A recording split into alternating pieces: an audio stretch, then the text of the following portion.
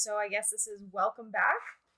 Yeah, I think, I don't know, has it been a brief enough time to say welcome back? I mean, it's... Brief? It's been almost a year. Remember us, please, for the love of God. Yeah, so if you're here, then you must have been from before, because how did you find us, I guess? So thank you for returning. We are back, we hope, for the indefinite future. I hope. Don't know, but here we are. We are trying it. We are giving it the old college try. Yes, and we are going to try to be better about pre-recording and doing movies we are excited about rather than just doing movies that we feel fit into a schedule. And having to be obligated to sit down and watch a movie. I think that was kind of where things started to fall apart, because neither of us was really wanting to watch some of the movies. Yeah, so we're going to do better. We're going to try to do better. But I think the universe was letting us know that we should be back, because as we sat down to watch this movie, which the movie is Paddington Bear, the first one. Just Paddington, technically. Technically. We got a notification from one of the apps that I sell clothing on, and it said, Happy Teddy Bear Day. Yeah. Like, if that's not the universe saying, like, good job, glad you're back, then I don't know what is. We are going to reward you for the effort and the time. Yes. So, that being said, we are back with Paddington. I'm really excited about this. We've done quite a few kids' movies. We have. We've done a few. I think this, getting ahead of myself, might be one of my favorites. It's definitely, like, if you guys are here to hear a rave review about Paddington, you found your way here, welcome. We are your friends. Stay and enjoy. But before we really get into the movie and everything we want to talk about, you do have a beer, so we're not killing that tradition. It's Party Jam Blood Orange, which, you know anything about Paddington, he loves his marmalade. No, is marmalade jam? I feel like this is an argument we could have. It's a preserve, so it's different than jam because it still has the pieces in it. So it's not strained out like a jelly would be. Marmalade isn't? Is that what you're saying? Or jam isn't? Marmalade. So marmalade has a bit of the rind and other pieces in it. So it's chunky. Yeah. Where jam is more smooth. Yes. Got you. Okay. All right. Well, let me know if your beer is chunky or smooth. Well, that's actually really nice. Yeah? Yeah, I think that I'll give that a 4.5 out of 5. And it's a sour, I'm guessing? It's a kettle soured wild ale with blood oranges. That's Hermit Thrush Brewery out of Vermont. Yeah. So basically the way we got Tyler to come back to the podcast is by offering to buy him beers again. So that's where we are.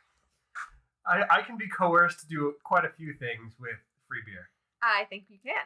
All right, so do you want to try this brief synopsis? Brief synopsis.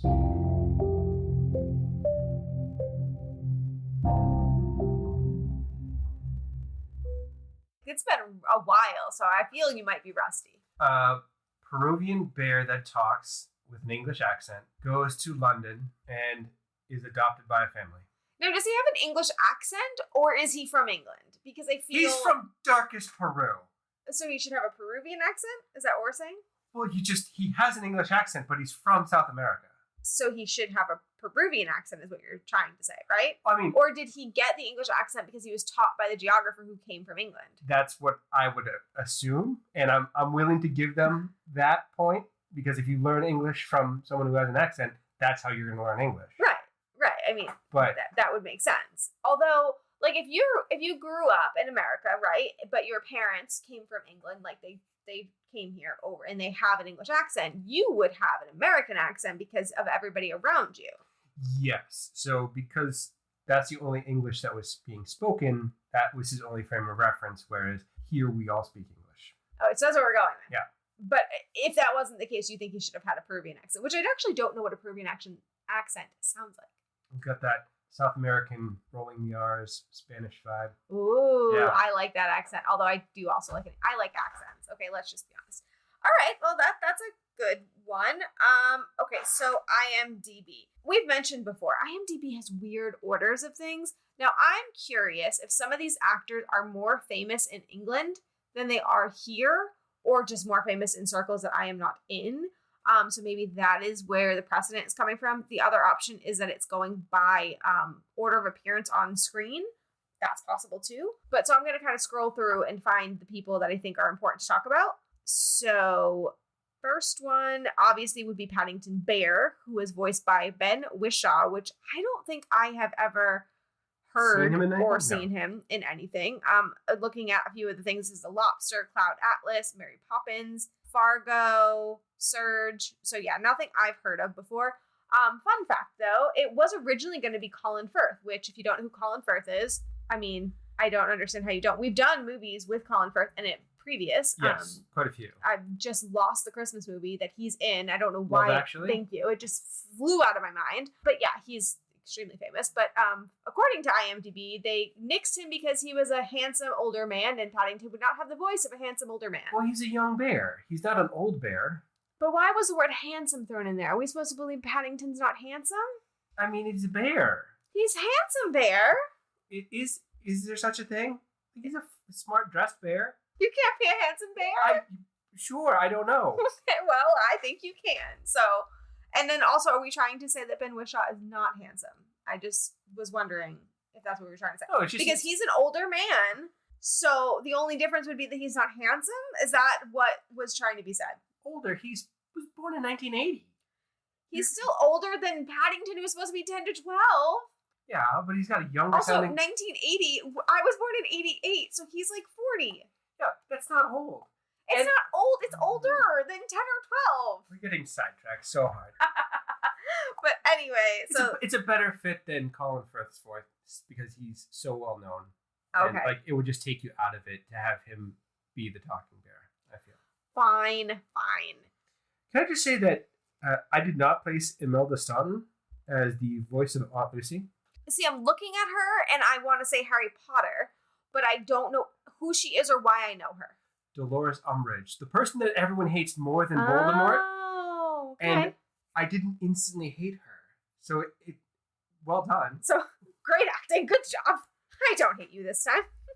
I don't know a lot of these actors, so I'm going to hope that if there's people here that you know, obviously the one that I pointed out in the movie was Julie Walters. I said, wow, that really looks like the girl who sings Take a Chance on Me in Mamma Mia, and come to find out, she was. So that was really cool. It's Molly Weasley from Harry Potter again. There's a lot of Harry Potter here. I mean, yeah. Hugh Bonneville, the dad, was in Downton Abbey, I believe. Okay. I have not seen, but I obviously have heard of it, clearly. I mean, there's Nicole Kidman in here, guys. Yeah. So, I mean, if you don't know some of these actors, you do know Nicole Kidman. I promise you that. She plays the villain. It says Millicent. Which is not Maleficent, which every time I read that word, I'm reading Maleficent. It is not, although, I mean, similar. Fun fact, this is the first movie her young children were able to go see their mom in. Really? And they thought she was going to be the mom of the bear, and it was going to be a cute story, and they were kind of horrified that she was the villain and trying to kill Paddington. Yeah, she wasn't a nice... No. Well, no, most of her movies are not kid-friendly. Right, that's fair. So... they don't even know that she's famous, really. She's just mom. Well, she's famous, so good for them for finding out. But yeah, I mean, that's really all of the actors I know. Now, I know a lot of people are going to come at us and be like, you missed this really famous person from this famous show. We're behind. I'm going to give you that. And then also, I don't necessarily know a lot of English actors, which I wish I knew more because I really enjoy most English television shows that I've seen and movies. So, maybe I should just, watch more of that. Okay. Oh, great. So, let's get into the movie. I wish that we were going to have a lot of, things to argue about, but I feel like this was the most wholesome movie ever, and if you don't agree, well, then... You're a monster, yeah. right? Flat out. If you did not find this movie wholesome and endearing, you're a terrible person. I mean, pretty much agreed. So I did want to ask, though, if you had any experience with Paddington as a kid, because this was definitely from our childhood. Definitely, but I don't think culturally we have the same kind of experience that English people would. That doesn't mean you have no experience. I mean, I remember... That's like saying you don't know who Madeline is. I remember reading a few of them, but not any kind of consistency or no house recognition for me. No, I was more Dr. Seuss when I was a kid. I was going to go with Winnie the Pooh. I mean, just stay in theme here, but sure. Yeah, I mean, so same, but I did have my aunt's best friend was so obsessed with Paddington that she would talk about it all of the time. And for some reason, we had this weird like thing that we were going to like exchange Paddington Bears. It never happened. And I actually don't even really know what ever came of her. Like, I wanted to be her as growing up, and I have this vivid memory of her. But the weird thing was, I remember Paddington Bear having a yellow hat back then. So I had to Google it because I needed to know, like, where did this memory come from, and am I dumb? You know? And apparently the first Paddington Bears released in the US had yellow hats. Yes. And then all of the ones in the UK had different colors. So there was no, like, standard color. Yeah, which in the IMDb trivia, it said the red hat and the blue coat was the pinnacle color. So I guess, like, I don't know. I guess, like, IMDb lied because it made me feel like I was dumb. I think that's the original, is the first outfit that he wore in the first book was red and blue. Okay. All right. Maybe. But the first one I saw for sure was a yellow hat. And I vividly remember the yellow hat. So. Can I say I'm kind of jealous of that jacket?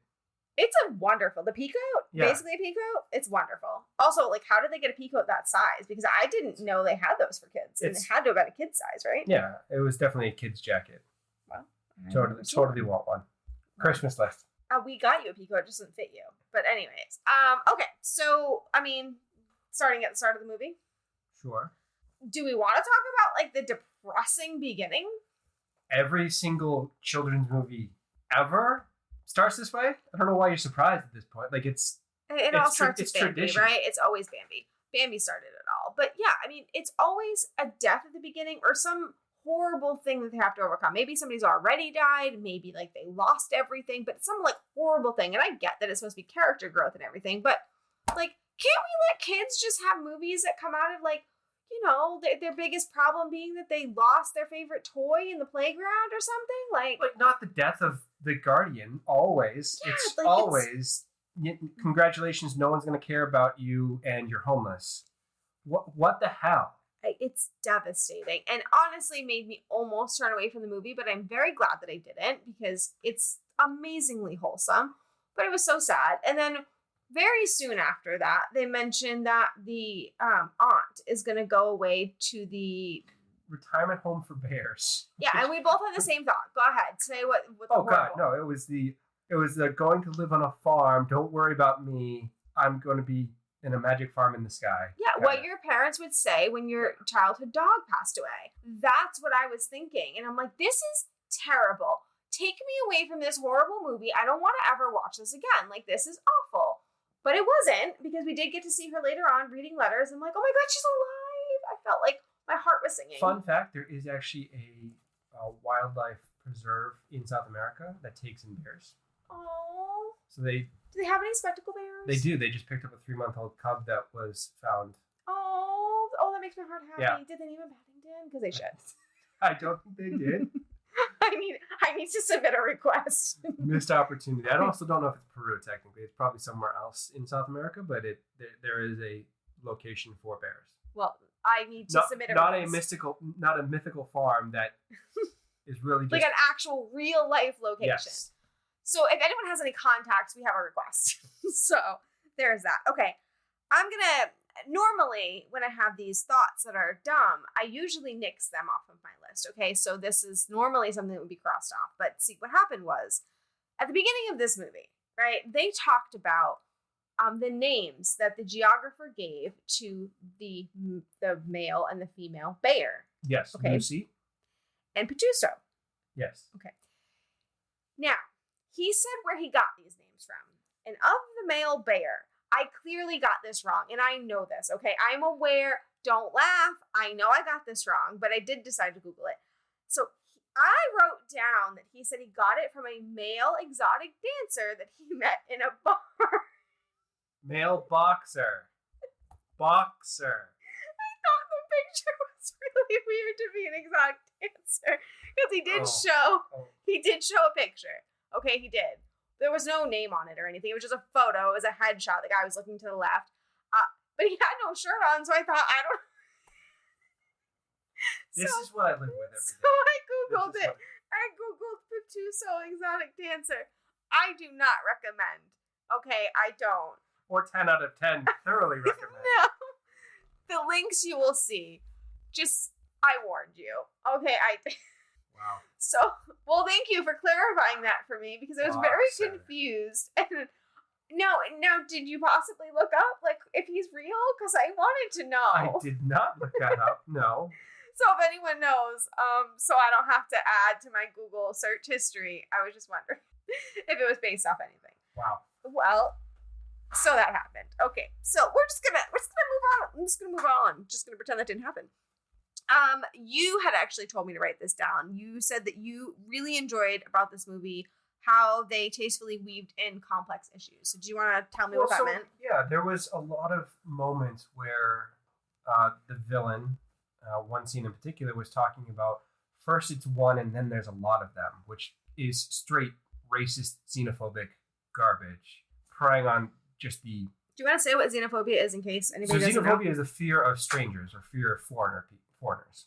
Okay, so it's not same as agoraphobic, where you're like afraid to go outside and because of humans. It's afraid of people that are not other people, to you. Yes, exactly. Okay, so they could be different gender, it could be different race, could be different religion, but other. Correct. It's typically used in terms of synonymous with racist and hating other cultures. Okay. And so it was straight out of that kind of playbook with the first there was one and the whole next would be all over the streets and the neighborhood's ruined and it makes sense with his character because he said at one point when he's talking to her when she's in the phone booth, he said he keeps watch of the neighborhood and there's been a lot of shady characters or something like that coming in and out. Well, he's the over obsessed neighborhood watch type person that wants to know everything that's going on, and he's the male Karen is what he is. Exactly. Yeah. He's a Richard. Yeah.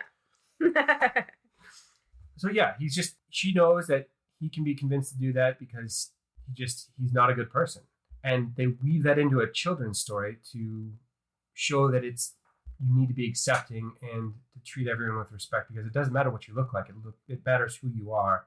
And Paddington clearly is a kind, naive, tender soul. Adorable soul. Yeah. I mean, they also do kind of add on to the it doesn't matter what you look like towards the end of the movie where Paddington's having like the dialogue of, I don't look like anybody else. I'm just a bear, but that's okay because I feel at home here and I feel included here and I do have a place.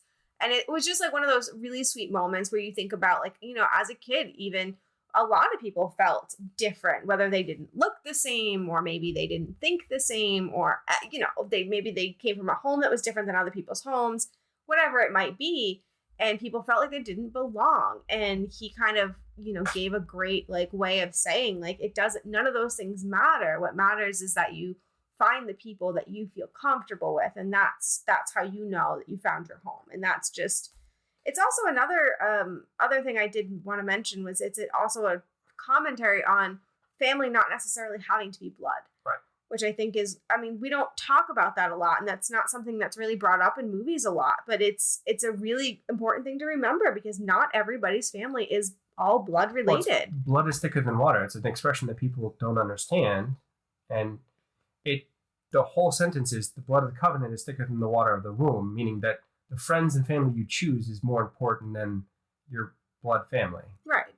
I just think it's a really important thing. Obviously we have people that are adopted. My sister is adopted. Right. But then there's also, sometimes people come from families that aren't the best and they find friends who become their family. And all of that is valid. And I think it's great that they show that at such a young age to kids. And another part of this that was more nuanced than I was expecting for a kids movie was the whole self-awareness as an English movie of the English imperialist and how that's wrong, where they're in the Geographic Society building and they're saying she's recounting the story about how her dad was ridiculed for not bringing home a specimen of a bear that talks. Mm-hmm.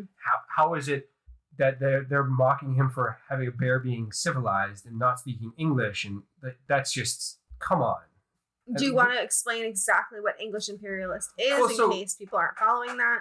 England controlled quite a lot of the world for a period of time. Did they? Yeah. The expression is the sun never sets on the English Empire or the British Empire because they controlled India. They controlled parts of Africa, just the United States for a period of time. They got around.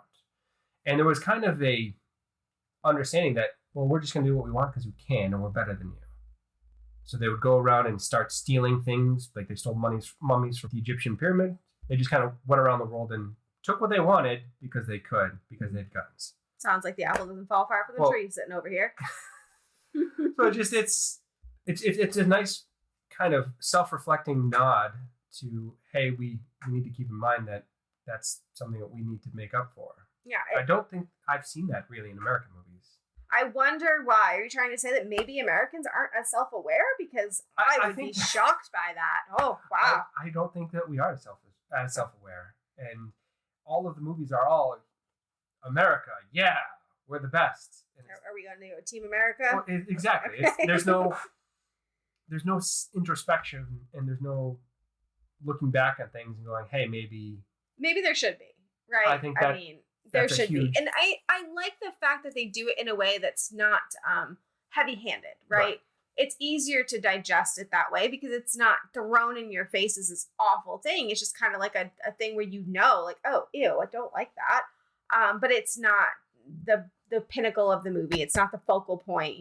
I like when they do things like that because I do think you receive it better, and I think you internalize it better, which is important when it comes to topics like that. Yeah, I mean, it's a nice balance to a kids movie. So it's a movie that is not just for children. You can go in and actually watch this and have hope that we can work towards a better society together by being more inclusive and understanding. I hope we can do that. I really do.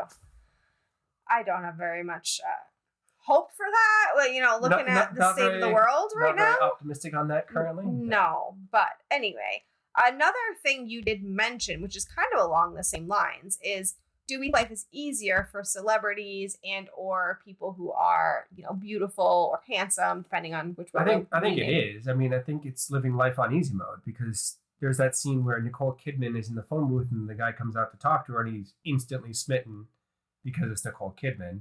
Like, yeah, obviously. Get. So, I mean, I guess the way I look at it, coming from a female standpoint, is would it be easier all the time for her? Because, I mean, she's not always on, right? She's not always done up in makeup. She's not always looking like, Nicole Kidman, But at the same time, even if you're just like in a casual dress day, you're still Nicole Kidman. Like, there's still... Yeah. So when it comes to celebrities, if we start with just celebrities, life has to be easier in some ways where they probably get favors and free stuff, but it also has to be a lot harder. They can't go to a regular restaurant, right? I mean, they can't do normal things. They can't go to a grocery store without being attacked. Like, I mean, I don't know if I'd call that easier. That sounds terrifying to me. I mean, for just straight attractive people, then just straight up stunning people, you're living life on easy mode. Yeah, I mean, Jason Momoa lives life on easy mode, I have to assume. But then when it comes to women, like, they have to work at that.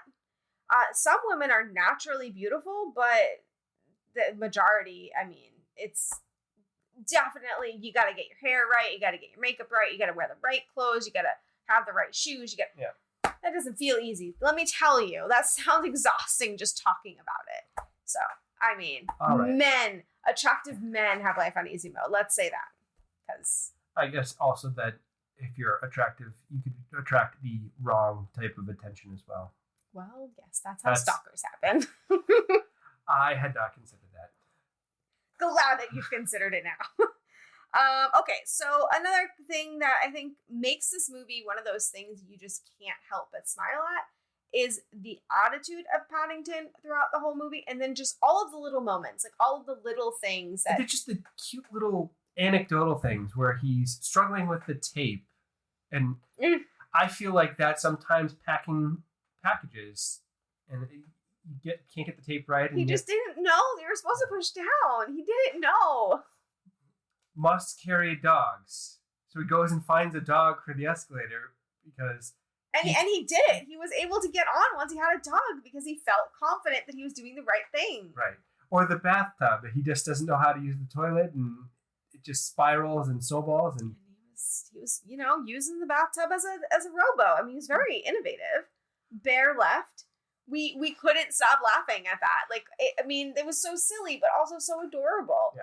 Even for me, the scene at the beginning when he's sitting in front of the sign and it says lost, I wrote down, like, is the found side going to turn on? Because it does, obviously, when the woman finds her. But, like, those little things, like, they're just kind of like, you know, they make you smile because they're just like that cute, like, oh, good. I'm glad that little moment happened there because that's just adorable. So that part of it, but then also his attitude throughout the whole thing. Yeah, he's just upbeat and happy and positive because he doesn't have any of those experiences that drag you down. So he has none of that self-conscious mind that we all have where it's like, well, this person 10 years ago said you can't do that, or right. that nagging negative voice in the back of your mind, tearing yourself down, which I wish I could kill. I wish I could. You wish you could kill? Wish I the could voice, you kill mean? that voice and just move on and be a more upbeat and positive person. And it's a struggle on a regular basis. Agreed. I mean, but it does also make the parts where, like, for example, when he's walking in the rain and he has to go sleep on a bench because he's gotten kicked out of the house, or he feels like he's been kicked out of the house. He wasn't really kicked out. But it makes it that much more depressing because, like, how can someone that happy and so pure and so sweet, like, have this moment of just such despair? Like, that's just so heart-wrenching. And you just want to go help him. You want to go pick him up off the bench and give him a home. Like, I mean, awkward moment with the royal guard there giving him the sandwiches and all that, because that hat is made out of bear skin. He doesn't need to see. There's some things he just doesn't need to know. We're gonna gloss over the fact that it's made out of American or Canadian black bear skin. He doesn't need to know, and also that's not his bear skin, you know. So maybe, like, I don't know, maybe he's cool with it, you know. Well, I don't know. Wow. Yeah. Okay, so one thing I was doing throughout the movie was starting to write down movie references because they started just popping up out of nowhere. Now, I missed quite a few, I know, because I don't see a lot of movies, but I did write down a few, and I was curious which ones you caught. So which ones did you find? Well, so the ones I have written down is 101 Dalmatians, obviously. Cruella de Vil. Yeah. I mean, clearly, Millicent, whatever, is a reference to that in some way. Taxidermy versus trying to make clothing, same thing. They want to use the animals, right? Then I have Winnie the Pooh for two reasons. Winnie the Pooh because of he's a bear and he's got an obsession with marmalade, just like Winnie the Pooh is a bear that has an obsession with honey, but also because the mother called her daughter Honeypot. So, you know. Then I have Aladdin because of the skateboarding scene when he's going through and he goes through the clothing, just like Aladdin when he's going through on the magic carpet, and then he goes up into the air, and I'm like, okay, that's definitely Aladdin. Then I've got Mary Poppins. Mary Poppins, I mentioned that one actually. Yes, you did, but I still wrote it down. The flying with the umbrella? Yes. Then I have Black Widow for when she shoots the darts at... Oh, she's being a spy and killing people? Yes. Or knocking them out because it's a kid's movie? Yep. Then I have Mrs. Doubtfire when he dresses up. Yeah, dresses up as a woman to get into the archives. I also have Beauty and the Beast because of the rose petal.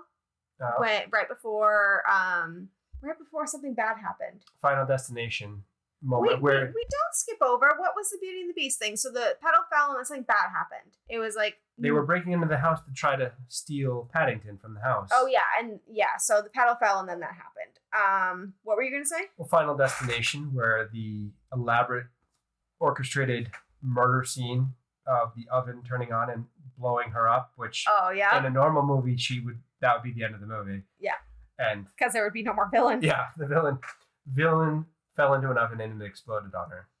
Very dead. Yeah. I also have Teenage Mutant Ninja Turtles because of the sewers and the constant moving around in the sewers. Thought that was kind of funny.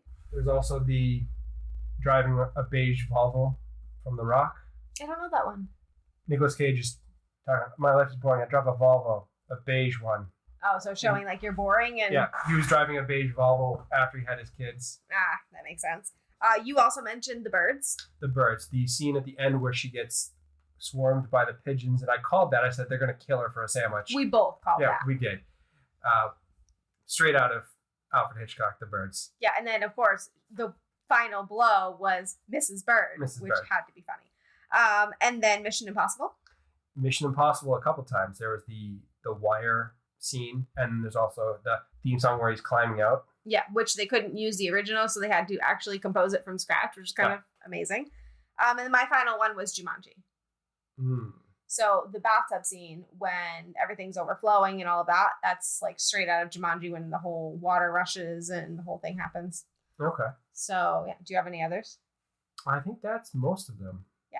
So I mean, this for me, like I love that part of kids movies when they always do like a billion references. But for me, that was like made it really fun because I was just like kind of like felt like a little detective trying to find all of them. Extra ones, yeah. Yeah, it made it fun for me, taking my fun away. But okay, it's fine. It's fine. And I mean that's really everything I have. I did want to mention just before we like move into the history minute, just as like a passing thing because we haven't mentioned it yet. But as part of a promo for this movie, they did do something called the Paddington Trail. And there was over 50 statues made by different people from the movie and also by actors such as Benedict Cumberbatch comes to mind as one of them.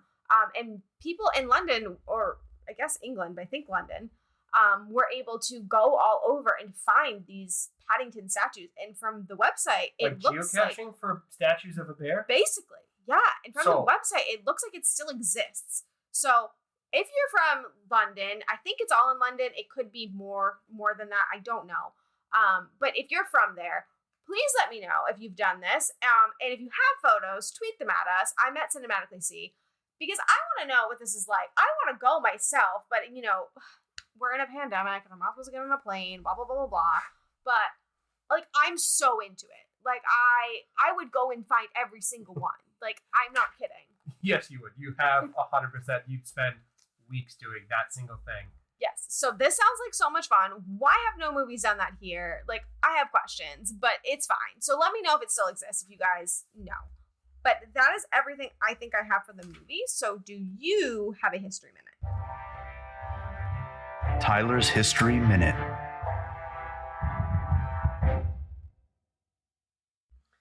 So I have a few. So first off, do we know where Marmalade comes from?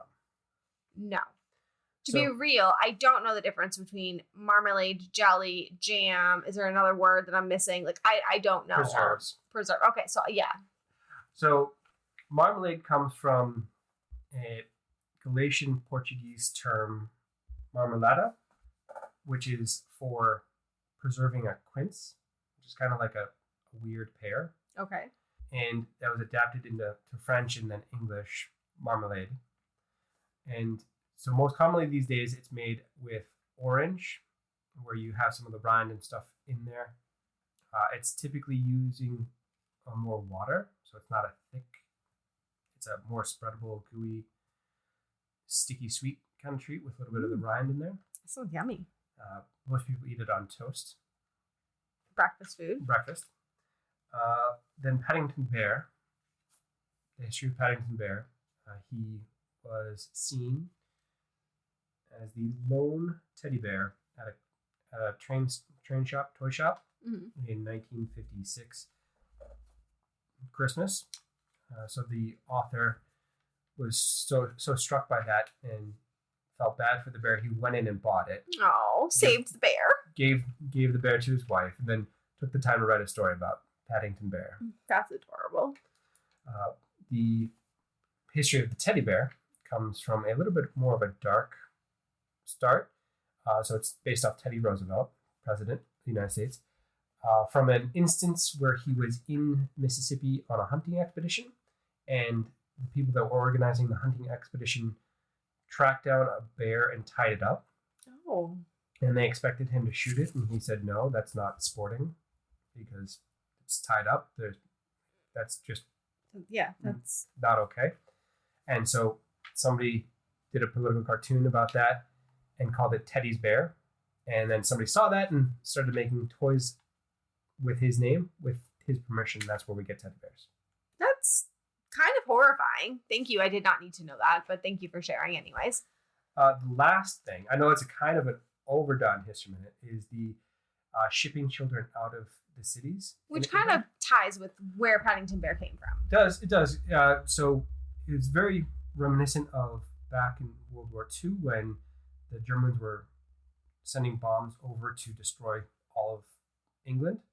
So English citizens got all of the children in these cities and forcibly move them out into the countryside to keep them safe from the Blitz. Mm-hmm. So that's all I got. Well, so I guess I'll add to that this Paddington Bear, just so you guys know, was originally a story. And the outline of the story did have reference to what Tyler was just talking about. And you see that with the tag around Right. Paddington Bear's neck, as well as the little suitcase he carried, because that is what the children in that did. Right, they were given a little "please take care of me" necklace on their suitcase. Right. And also the aunt in the movie makes a reference to that as well, saying that they did this in the last war. They wouldn't have forgotten how to take care of humanity or something like that. Yeah. This soon or something. So it's referenced quite a few times. And I was actually curious when we were watching the movie what that was about, because I was like, well, I know this is a reference, but I don't know enough about history to understand it. So yes, it was called Operation Pied Piper. I don't know, it just sounds, I don't know, like more upbeat, because you think of like Pied Piper as like a nursery rhyme. Where he's leading the rats out of the city, so leading the children out of the city. Oh, well, okay. We just compared children to rats. Yeah, I Joy. did. Well, that's good. Okay, so we do have audience ask. Audience asks.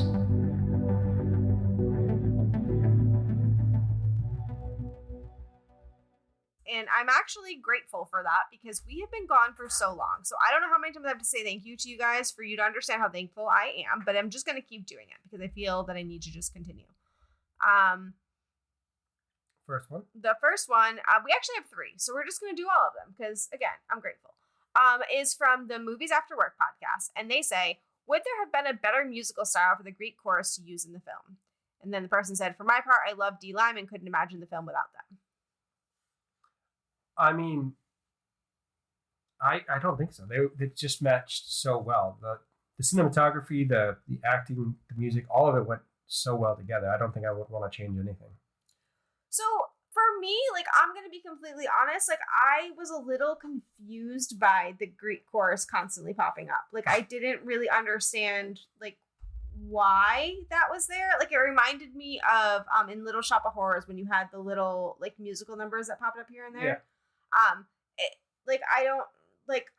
don't think I really got it. Like, I don't understand exactly why that was there. I think they're just adding a little bit of music to the movie because it's a kid's movie. Yeah, I mean, and it was done very well. I mean, not to say I didn't like them. Like, I think they have great music style. Never heard of them before. Didn't know anything about them. But, I mean, I could have done without either way. I don't know. Didn't add anything to me. Did it for you? I liked it. It was a nice tempo breaker just to change up the movie a little bit rather than just going through with a bland story. Okay, well, we all have different opinions. I'm actually surprised that you liked it because you do not like musicals. No, I don't. So that's true. Interesting. Okay, so this is from Robert Fisk, and he asked, what's the best marmalade recipe? So have you ever even had marmalade? Let's start there. I have had marmalade. I'm not particularly a fan of it because the one that I have tried is the mass-produced Smucker's version. Okay. So it's So would you ever try homemade? Oh, absolutely. Yeah, I would totally do it. Jam is great. Have you ever had homemade? Homemade, good? No. It's so good. Yep, absolutely will try that. Okay. So I'm totally down to can some preserves and some marmalade. Are we doing that? Is that what we're doing? We should try it. Yeah. We're doing that. Yeah. Okay. So I did Google, right? And so there is a bunch of different marmalade recipes online. Apparently, the search for marmalade recipes peaked after this movie. Shocker. But apparently, you're supposed to use Seville oranges. Now, the recipes all say that those are the best ones. The problem with them is they're only around from January to February. Well, that's why it's Marmalade Day, because they're only around for a limited time. Yeah. So, but you can do other things. So we can still, make a subpar marmalade just to like get our feet wet and get prepared for the big day. Do you know what I'm saying? So you want to mess up on something we don't care about so that we can get it right. Yes, so that when we're ready for the big day, we've trained, we're prepared, we're there. I can totally support that. Yeah, okay. Because, we only have a few months to prepare. So, okay. So thank you guys. We know we've got some training to do. All right. So then there's the last one. Now, I'm going to say, this one gave me some trauma. It started a whole thread, and Stork, if you're listening, I'm upset with you. I am hurt by you, and I do not understand why you would do this after all this time. So that's what I want to get out of the way. So what he said that started it all was no holds bar fight between Paddington and Pooh. Who you got?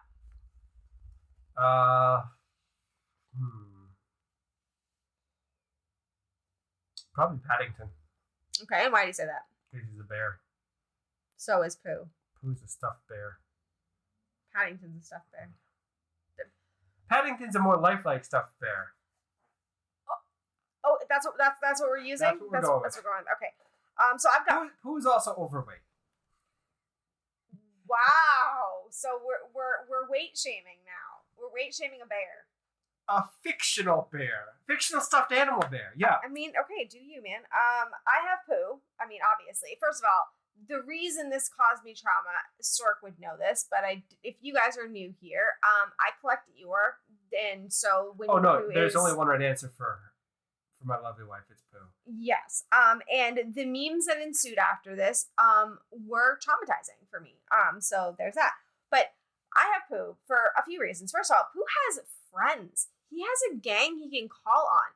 Paddington has no one. He's the lonely bear. Pooh has friends.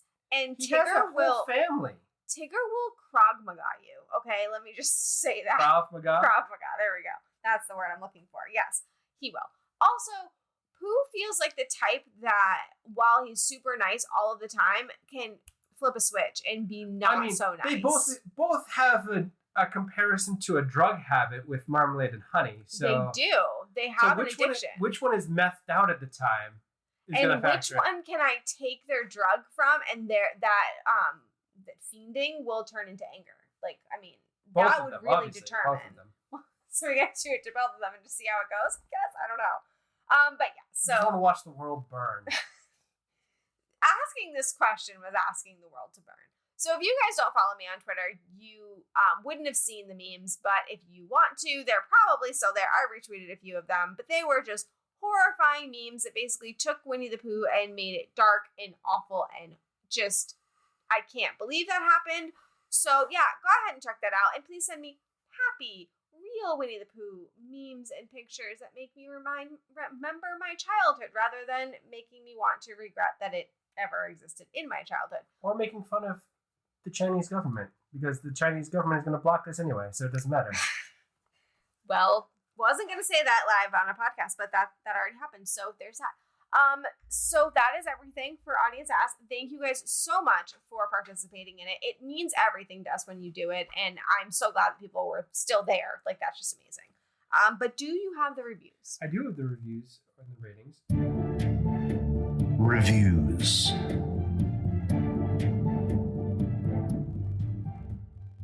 So Rotten Tomatoes has this at the tomato score of 97.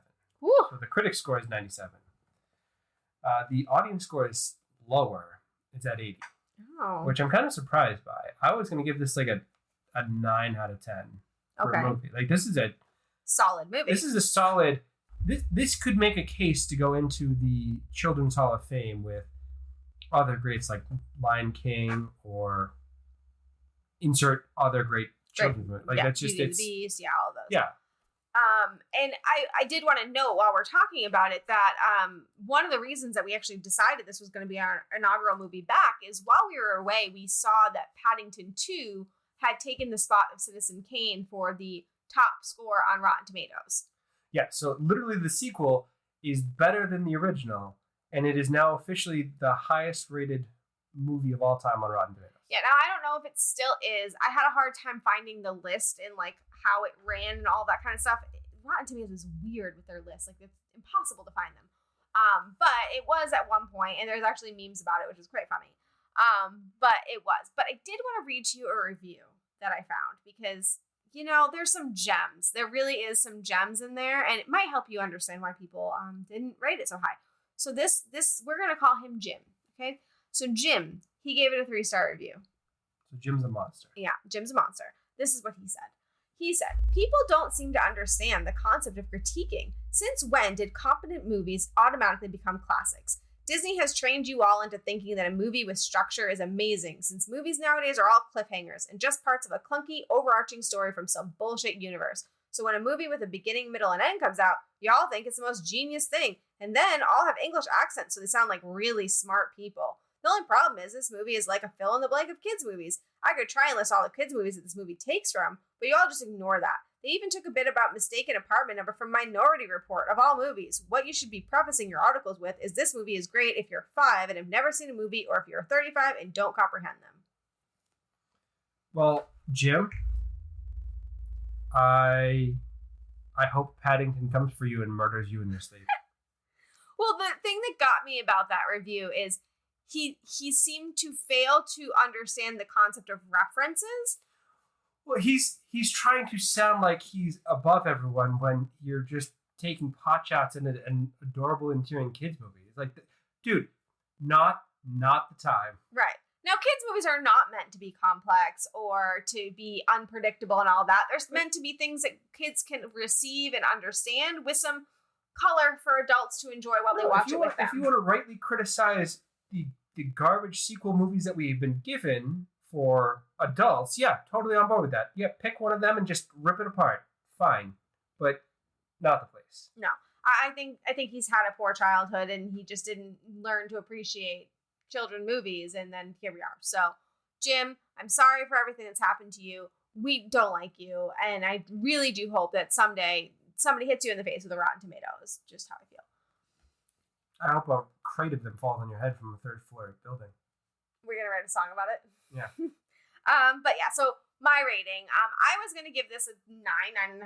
I mean, it was adorable. It was a great movie to come back to, and I mean, there's really nothing to not like about this movie. Like, There's nothing objectionable.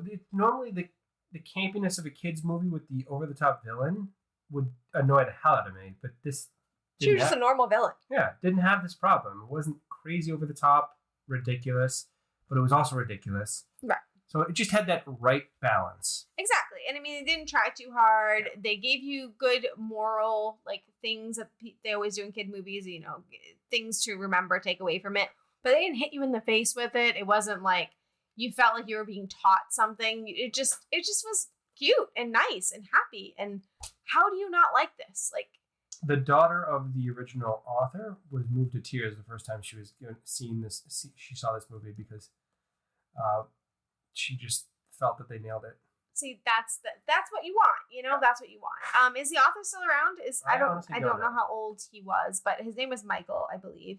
I know that he was around when the movie came out for sure, because I know that he said that he was really scared to let this happen because he was afraid that they wouldn't do Paddington justice.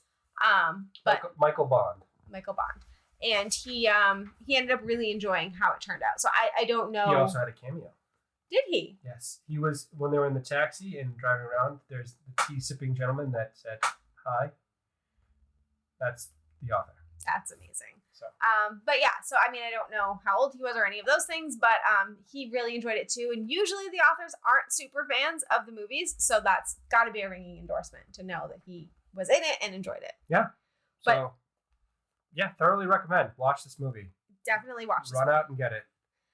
So that is everything. We are coming back next week with a movie you chose. I did choose it per your recommendation. Yeah. Baby Driver. Yes. And this also looks very good. It kind of looks like a heist transporter Italian job kind of movie.